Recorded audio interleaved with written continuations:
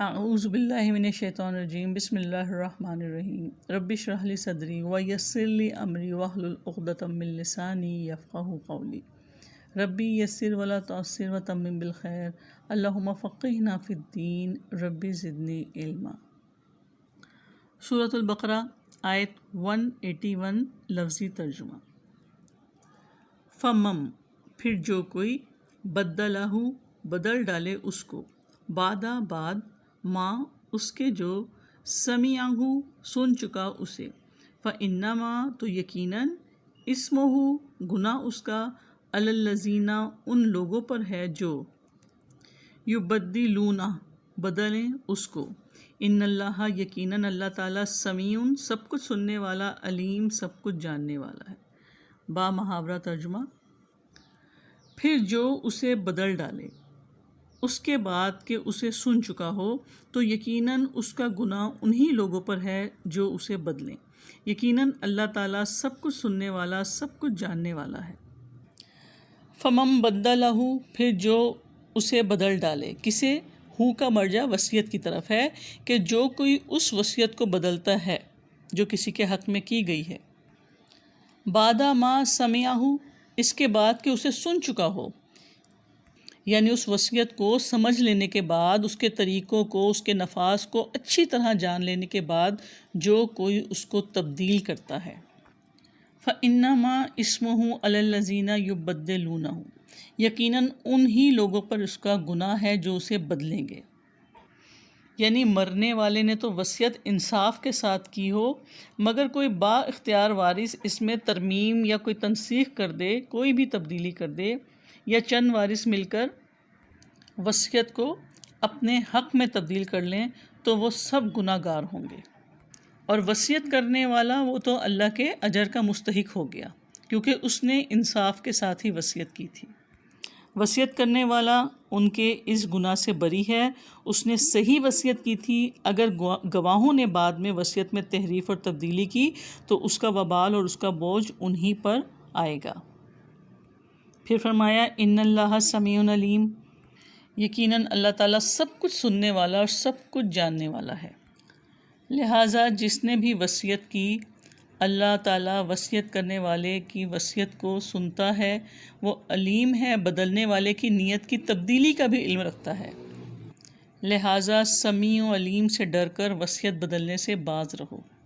لہٰذا اس ہستی کا خوف کھاتے ہوئے جو دیکھ بھی رہا ہے، سن بھی رہا ہے، وصیت میں کسی ظلم اور زیادتی کا ارتکاب نہ کرو، کیونکہ وہ وصیت کرنے والے کی نیت کو بھی جانتا ہے اور اس شخص کے عمل کو بھی جس کو یہ وصیت کی گئی۔ پھر فرمایا آیت 182 لفظی ترجمہ۔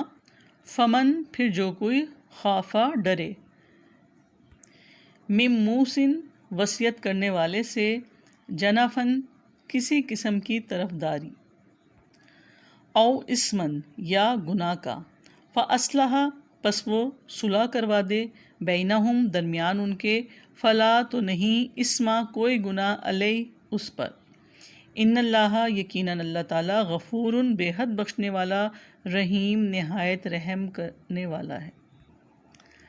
با محاورہ ترجمہ۔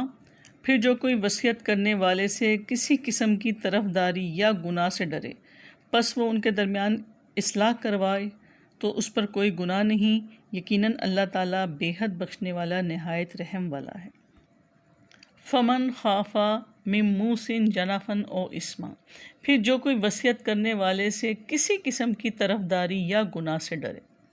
وصیت کرنے والے کی طرف سے طرفداری کسی کی بھی یا گناہ، یہ کس طرح ہو سکتا ہے؟ وصیت کرنے والے کی طرف سے کسی کی طرفداری یا گناہ یہ ہے کہ بیٹے یا بیٹی کو زیادہ دینے کی نیت سے نواسے یا نواسی، پوتے یا پوتی کو وصیت کر دی۔ یعنی ایک طرفداری تو یہ ہو گئی نا کہ اپنے بیٹے بیٹی بھی زندہ تھے اور اس کے باوجود ان کے بچوں کو بھی وصیت میں مال مل گیا، بجائے اس کے کہ ایسے رشتہ داروں کو ملتا جن کا وراثت میں کوئی حصہ نہیں تھا۔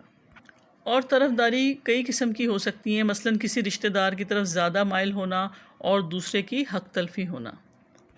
تو وصیت میں دانستہ یا نادانستہ حق تلفی کرنا ظلم ہے۔ حضرت نعمان بن بشیر رضی اللہ تعالیٰ عنہ سے روایت ہے کہ وہ فرماتے ہیں کہ میرے باپ مجھے رسول اللہ صلی اللہ علیہ وسلم کی خدمت میں لائے اور عرض کیا کہ یا رسول اللہ صلی اللہ علیہ وسلم، میں نے اپنے اس بیٹے کو کچھ دیا ہے، یعنی اس سے مراد آپ صلی اللہ علیہ وسلم کو گواہ بنانا تھا۔ آپ صلی اللہ علیہ وسلم نے دریافت فرمایا، کیا تم نے اپنی سب اولاد کو اسی قدر دیا ہے جتنا اس کو دیا ہے؟ کہا، یا رسول اللہ صلی اللہ علیہ وسلم، نہیں، سب کو تو نہیں دیا۔ فرمایا، اگر یہ بات ہے تو پھر جو تم نے اس کو دیا ہے وہ لوٹا لو، یعنی واپس لے لو۔ اور ایک اور روایت میں اس طرح الفاظ ملتے ہیں کہ آپ صلی اللہ علیہ وسلم نے فرمایا کہ میں ظلم پر گواہ نہیں ہوتا۔ وصیت میں ظلم کرنا کبیرہ گناہ ہے۔ حضرت ابو ہریرہ رضی اللہ تعالیٰ عنہ کہتے ہیں کہ رسول اللہ صلی اللہ علیہ وسلم نے فرمایا کہ آدمی 70 سال تک نیک اعمال کرتا رہتا ہے لیکن وصیت میں ظلم کا مرتکب ہوتا ہے اور اسی پر اس کا خاتمہ ہوتا ہے جس کے بنا پر وہ جہنم کا مستحق ہو جاتا ہے۔ اور بعض لوگ 70 سال تک برے اعمال کرتے ہیں لیکن وصیت میں عدل و انصاف کی وجہ سے وہ جنتی بن جاتے ہیں۔ تو ایسی وصیت پر عمل نہیں کیا جائے گا بلکہ اس کی تصحیح کروائی جائے گی تاکہ حقداروں کی حق تلفی نہ ہو اور مرنے والا اللہ تعالیٰ کے عذاب سے بچ جائے۔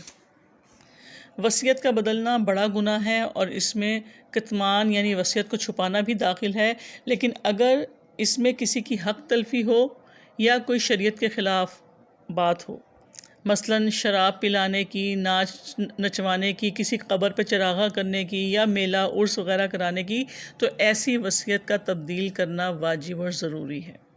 اس لیے فرمایا فَأَصْلَحَ بَيْنَهُمْ فَلَا إِثْمَ عَلَيْهِ۔ اس سے مراد یہ کہ اگرچہ وصیت کا بدلنا بڑا گناہ ہے، لیکن اگر اس میں کسی کی حق تلفی ہو رہی ہے یا خلاف شریعت کسی امر کی وصیت کی جائے تو جو ورثہ کے درمیان اصلاح کرا دے تو اس پر کوئی گناہ نہیں۔ گناہ اس پر ہے جو خواہشات کی پیروی کرتے وصیت بدل دے۔ دیکھیں وہ حدیث ہے نا، انما الاعمال بالنیات، اعمال کا دار و مدار نیتوں پہ ہوتا ہے۔ آیت 181 میں ہم نے پڑھا کہ جو جان بوجھ کر بری نیت کے ساتھ وصیت کو تبدیل کر لے، یعنی اپنے حق میں یا کسی کے بھی حق میں یہ عمل کرے گا تو اس کا وبال اس کے اوپر ہوگا۔